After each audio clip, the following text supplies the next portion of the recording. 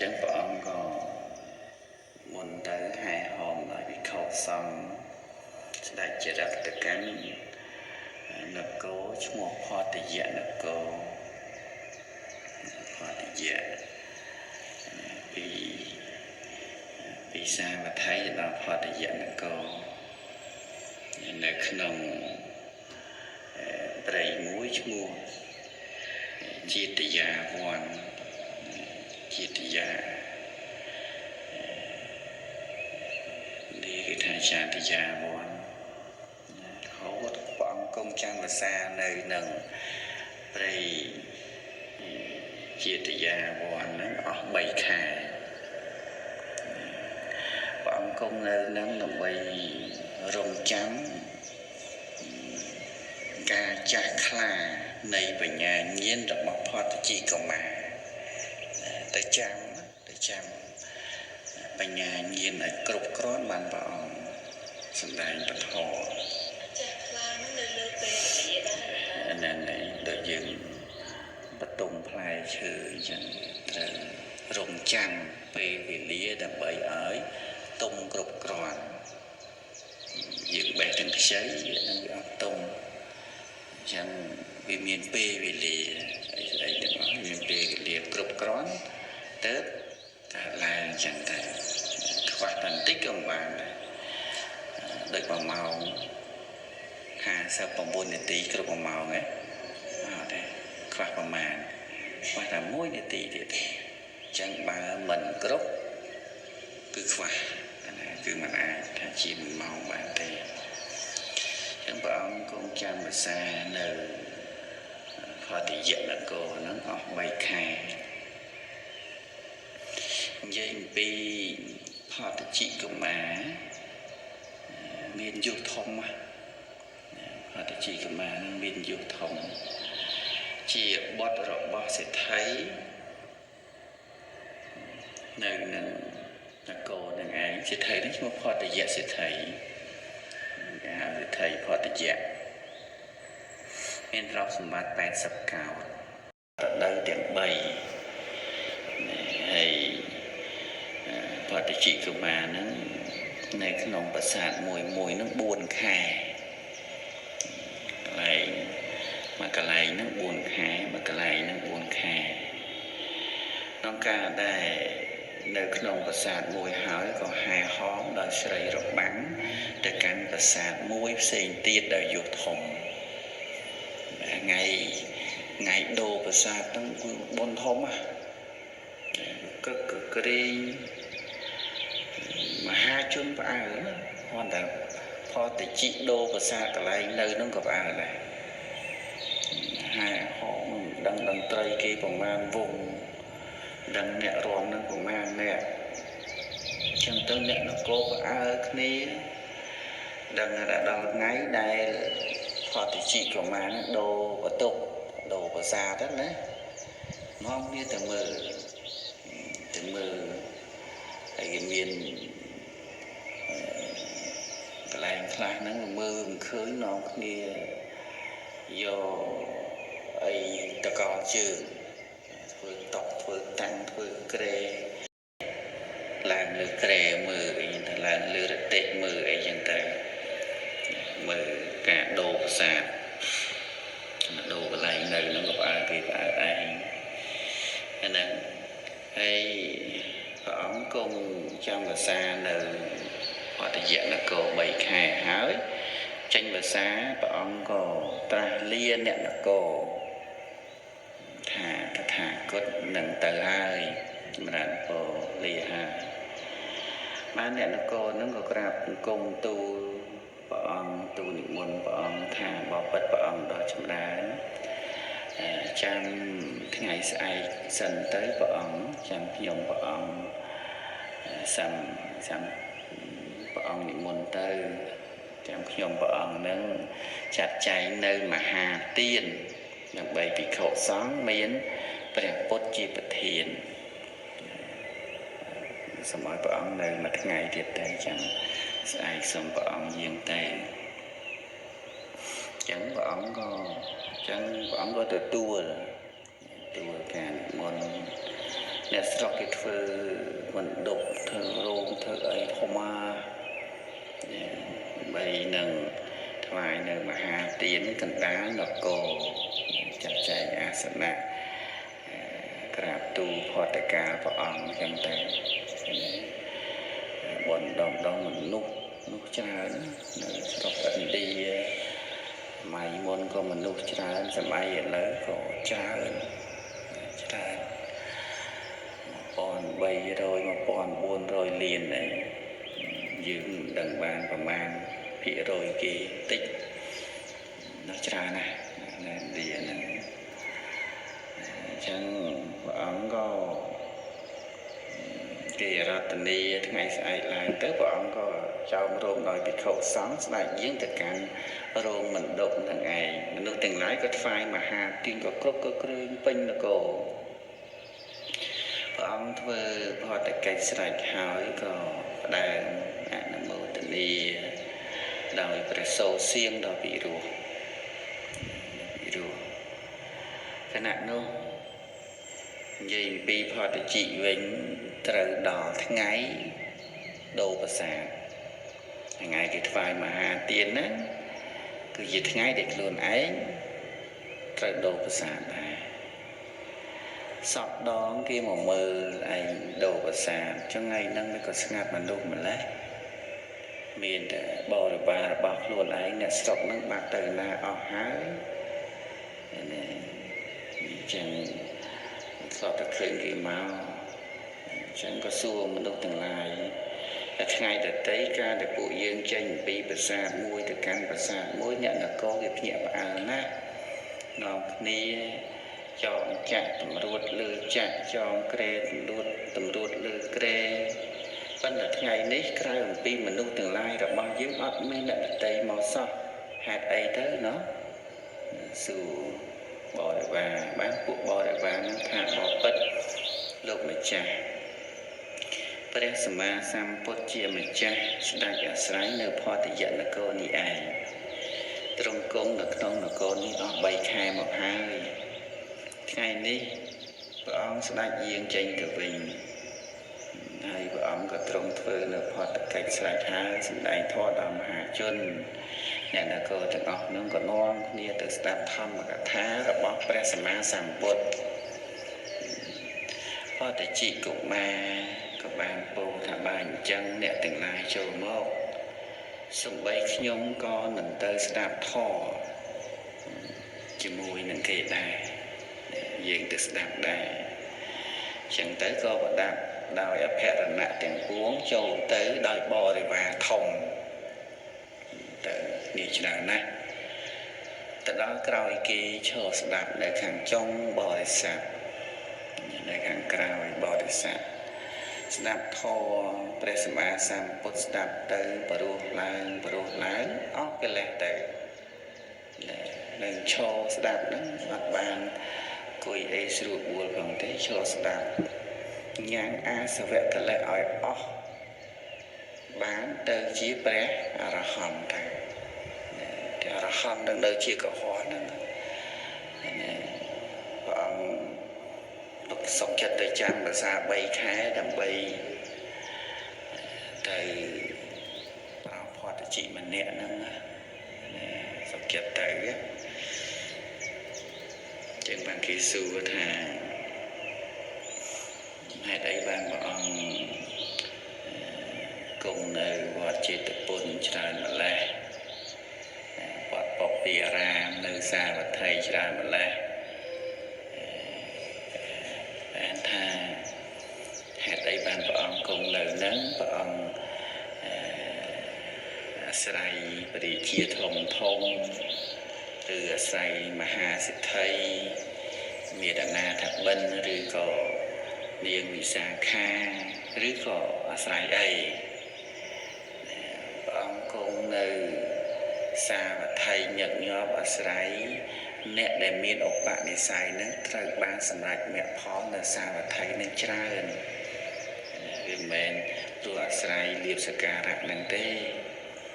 គិតមើលព្រះអង្គសុខចិត្តចេញពីសាវត្ថីទៅ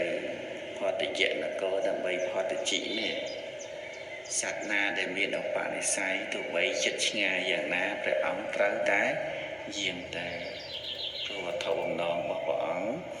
ខំប្រឹងបំពេញបារមីមកដើម្បីស្រោចស្រង់សត្វលោកណាដែលមានឧបនិស្ស័យហើយទោះបីជាឆ្ងាយចិត្តយ៉ាងណាព្រះអង្គក៏យាងទៅដូចជាអ្នកបម្រើរបស់លោកសេដ្ឋីនោះអារាធនាព្រះអង្គឲ្យគង់ចាំភាសានៅនឹងសាមថីព្រះអង្គថាត្រូវយាងទៅកាន់ចរិតទាំងនាងនឹងខ្ញុំកណាខ្ញុំព្រះអង្គអត់មានអីអាងទេបើសិនព្រះអង្គគង់នៅនឹងខ្ញុំព្រះអង្គនឹងរក្សានៅសិលនឹងរក្សានៅសិលដល់នៅព្រះត្រៃសរណគមព្រះអង្គធ្ងន់ក្នុងធម៌លឺណាព្រះសម្មាសម្ពុទ្ធព្រះអង្គធ្ងន់ក្នុងធម៌មិនមែនធ្ងន់ក្នុងបរិស័ទឬក៏ធ្ងន់នៅក្នុងលៀបសក្ការៈអីនោះទេព្រះអង្គលះបង់អស់តាំងតែពីមណ្ឌលពោធិព្រឹក្សមកម្លេះឥឡូវហ្នឹងទៅប្រោដល់ផតជីហូតបានសម្រេចជាព្រះអរហន្តទៅព្រះសាស្តាក៏បានត្រាស់ហៅនៅក្នុងថ្ងៃហ្នឹងឪពុករបស់ផតជីហ្នឹងក៏ទៅដែរផតយសិទ្ធិហ្នឹងក៏គាត់ទៅស្ដាប់ធម៌ដែរបានព្រះអង្គត្រាស់នឹងមហាសិទ្ធិថាមហាសិទ្ធិបុត្ររបស់អ្នកប្រដាប់តាក់តែងហើយស្ដាប់នៅធម្មកថាបានសម្រេចព្រះអរហន្តព្រោះហេតុនោះថ្ងៃនេះបុត្ររបស់អ្នកបួសគួរបួសឬគួរបរិនិព្វានហ្នឹងអញ្ចឹងណាព្រោះជាព្រះអរហន្តហើយមិនអាចនៅជាកុហកបានទេ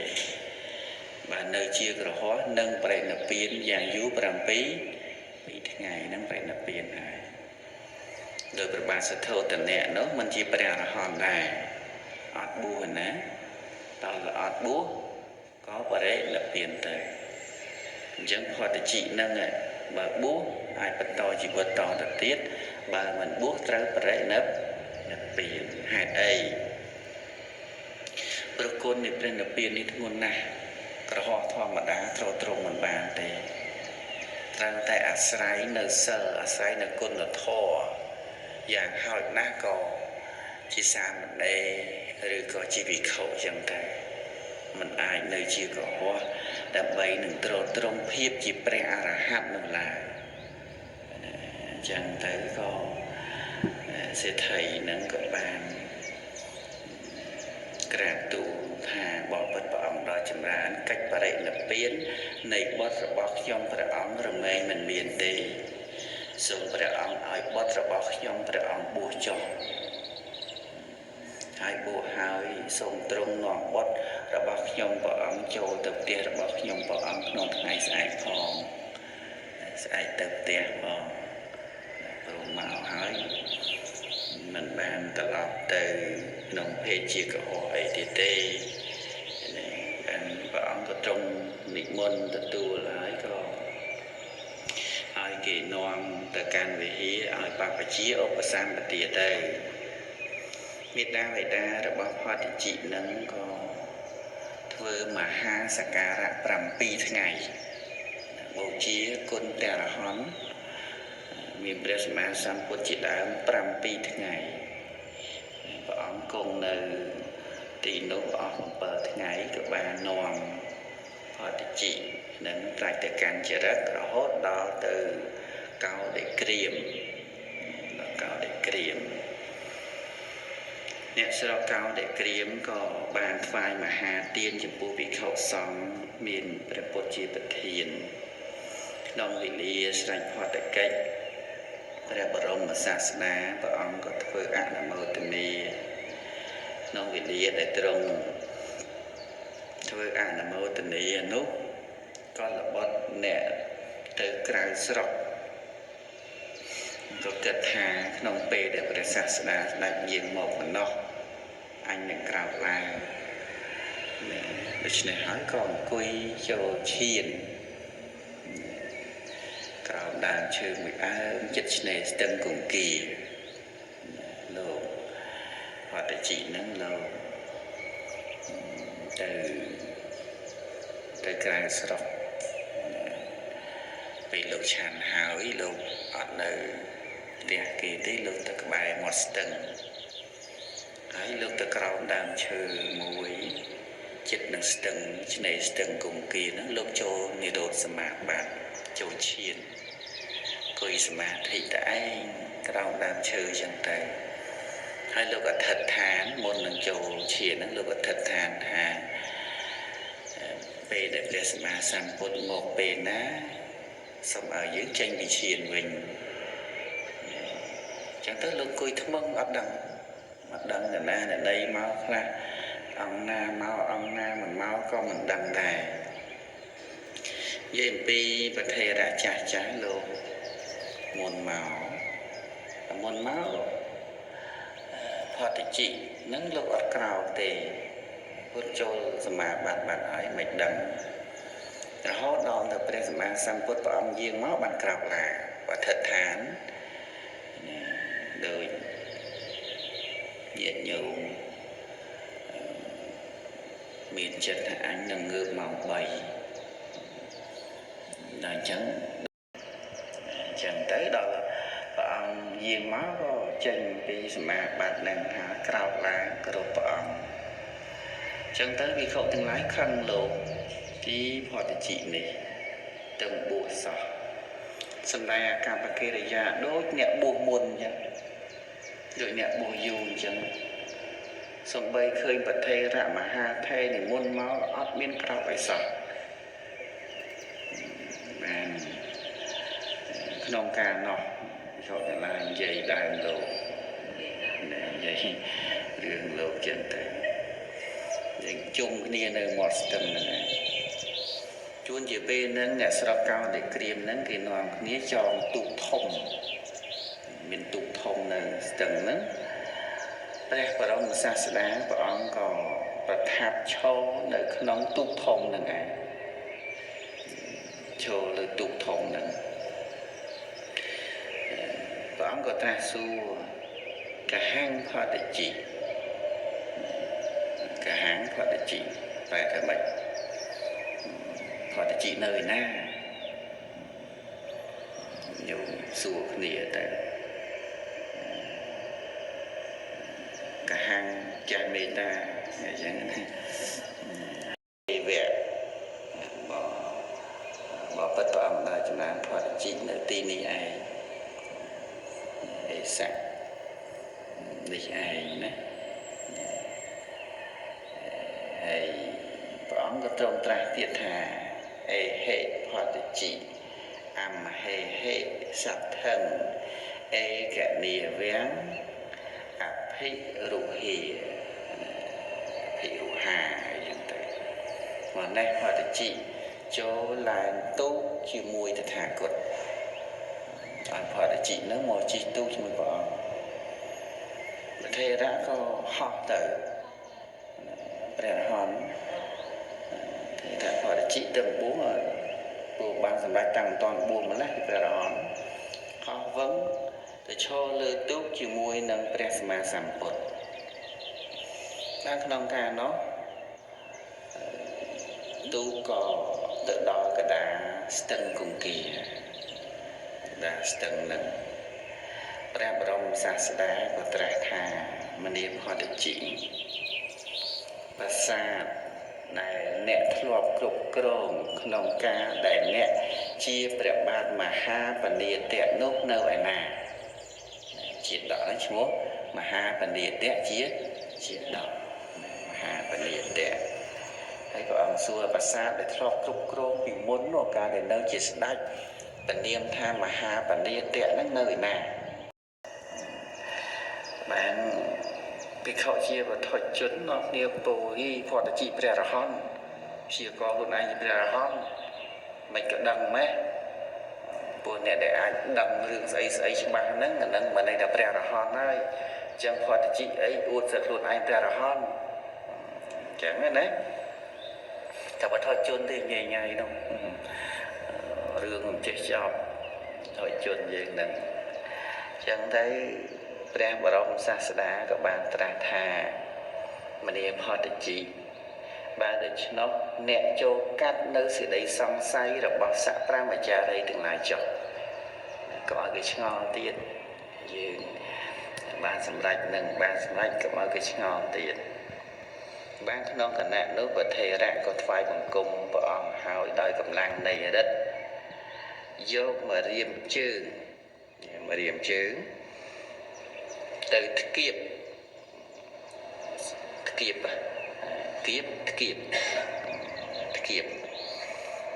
កពូប្រាសាទដែលមានកម្ពស់25យោជន៍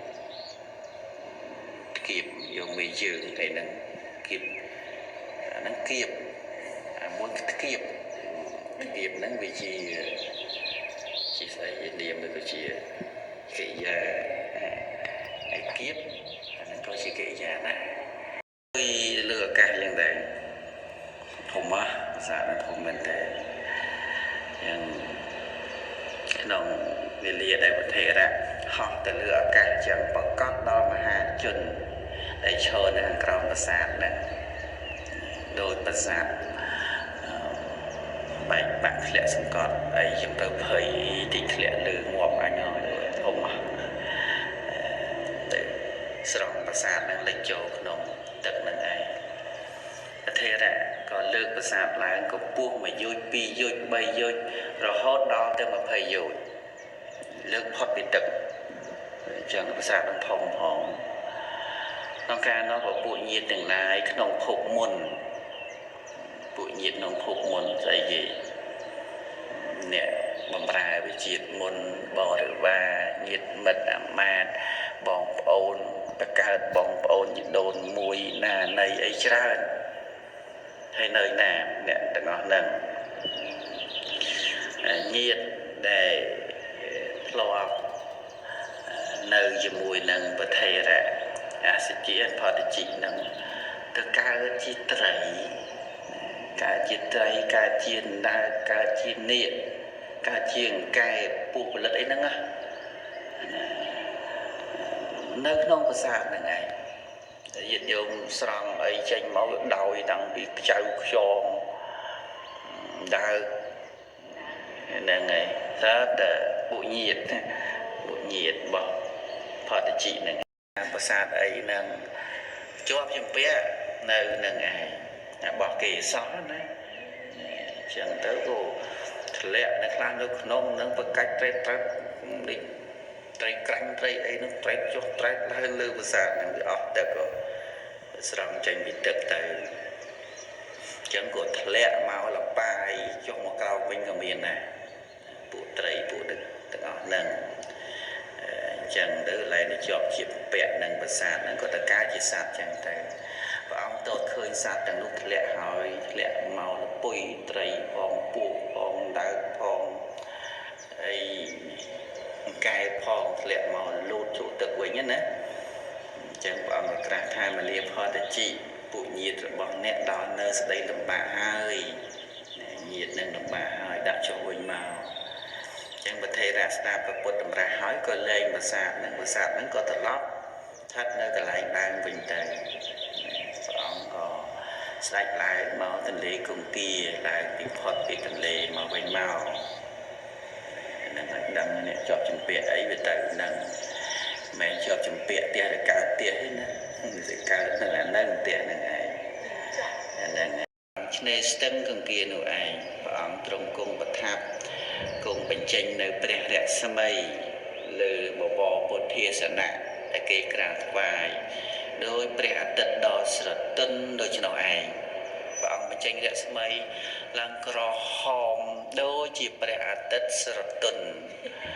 ណាពេលព្រឹកអរុណោទ័យនិងដូចជាពេលថ្ងៃរៀបលិចអញ្ចឹងឡើងក្រហមលឿងក្រហមវិញតែស្អាតហើយយើងហៅថាថ្ងៃអីថ្ងៃហាស្រូវណាលឿងយ៉ាងទៅណាស្វាហាស្រូវណារកថ្មថ្ងៃហាស្រូវហ្នឹងបានសម្រាប់នោះវិខទាំងឡាយក៏ក្រាបបង្គំទូលសួរព្រះអង្គថាបបិទ្ធព្រះអង្គដល់ជាបានប្រាសាទនេះផតជីធ្លាប់គ្រប់គ្រងពីកាលណា ដល់គ្រប់គ្រងវិការណាជាព្រះបាទមហាបណ្ឌិតបានព្រះអង្គសម្ដែងថាក្នុងអតីតកាលក្នុងនគរមិថិលាក្នុងដែនវិទេហៈមានព្រះរាជាទ្រង់ព្រះនាមថាសុរុជេសំបីព្រះអរោះរបស់ព្រះអង្គក៏ព្រះនាមសុរុជេដែរនឹងបានគ្រប់គ្រងប្រាសាទហ្នឹងគឺថាជនទាំងពីរនាក់គឺបិតានិងបុត្របិតានិងបុត្រហ្នឹងបានកសាងបណ្ណសាលាលំនៅរបស់ព្រះវិជ័យកពុទ្ធធ្លាប់កសាងបណ្ណសាលាថ្វាយព្រះវិជ័យកពុទ្ធធ្វើពីដើមបបោះស្គាល់ដើមបបោះណាយកទៅធ្វើរោងធ្វើកន្លែងឲ្យលោកសម្រាធ្វើពីដើមបបោះគេព្រះបច្ចេកពុទ្ធនឹងយកដើមបបោះផងដើមលវាផងស្គាល់ដើមលវាដែរមានដើមលវាដើមបបោះការរុងរឿងនឹងឯងហ្នឹងគាត់បនបណ្ណាបានគ្រប់គ្រងប្រាសាទនឹងរហូតដល់អស់ទៅអ្នកក្រោយនៅគ្រប់គ្រងបានអត់ទេព្រោះមិនបានធ្វើបនដើម្បីនឹងបានប្រាសាទនឹងឯងដូចជាពួកត្រីកែបនឹងបានគ្រប់គ្រងប្រាសាទនឹងអត់ទេអំពីម្ចាស់គេទៅប្រាសាទនឹងវាលិចចុះទៅផែនដីមកលិចចុះទៅក្នុងទឹកដោយចឹងបានថាអ្វីដែលល្អហ្នឹងគឺសម្រាប់អ្នកមានបុណ្យអ្នកអត់មានបុណ្យមិនអាចគ្រប់គ្រងបានទេយល់កម្មផលចឹងទៅរឿងហ្នឹងព្រះអង្គក៏សម្ដែងគៀនថាបនិយតោនិមសោរាជាយសៈយុបោសវណ្ណយោតិរិយ៉ាងសោលពុពេធោឧជ្ជមេហុសហសទ្ធារាជាអង្គនោះទ្រង់ព្រះនាមបនិយតៈមានប្រាសាទមាសមានទទឹងប្រវែងកិរិយាធ្លាក់ចុះនៃកូនស16កន្លះយោជ8គីឡូភាសាធំពេកណាហ្នឹងហើយមកញាតិញោមយកព្រួញបាញ់16ដងបាញ់វឺតចឹងទៅម្ដងថែមព្រួញគេវែងវាបាញ់សំ500ម៉ែត្រទេនោះណាងាយណាកូនស1000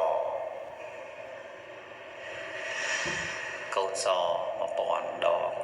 កម្ពស់ម៉ែត្រព្រួយមួយវែងម៉ែត្រថា1ម៉ែត្រចឹងណាចុះ1000ព្រួយ1000ម៉ែត្រកម្ពស់1គីឡូណាពោះមិនតូចមិនគាត់ទៅតឹងប៉ុន្មាន16បាញ់ធ្នូហើយកម្ពស់ធ្នូ1000ដំណចាំប្រាសាទនឹងធំណាស់ណាសហសកណ្ដេសតកណ្ឌុធដាសុធដាលុហរតាមយោអនច្ចងតថកន្ធពីឆសហសានិសតធាប្រាសាទនោះកម្ពស់1000ដំណនៃកូនសមានជាន់7ជាន់ណាប្រាសាទនឹង7ជាន់បរិបូរដោយទុំពាត់ព័ន្ធដោយកែមនីមានពណ៌ខៀវពួករបាំ6000ចែកជា7ចំណែក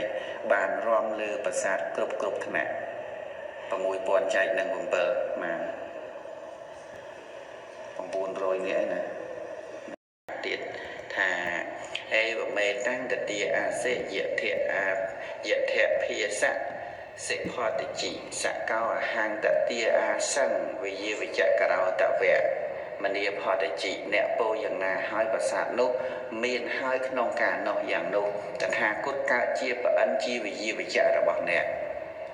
ព្រះអង្គក៏ជាវិជ្ជាវិជ្ជរបស់ផតិជីហ្នឹងមកបង្កើតប្រាសាទឲ្យណាមកនិមិត្តប្រាសាទឲ្យហើយអស់បនទៅប្រាសាទហ្នឹងក៏ចូលទៅក្នុងទឹកវិញដែរនឹងរសាមានបនអត់បនទេកុំសង្ឃឹមបានផ្ទះនៅយើងលោកក៏ដែរសក់ក៏ដែរវាស្រ័យមានបនហើយកើតមកមានផ្ទះនៅហើយបើស្ទើរបនទេតបងលួ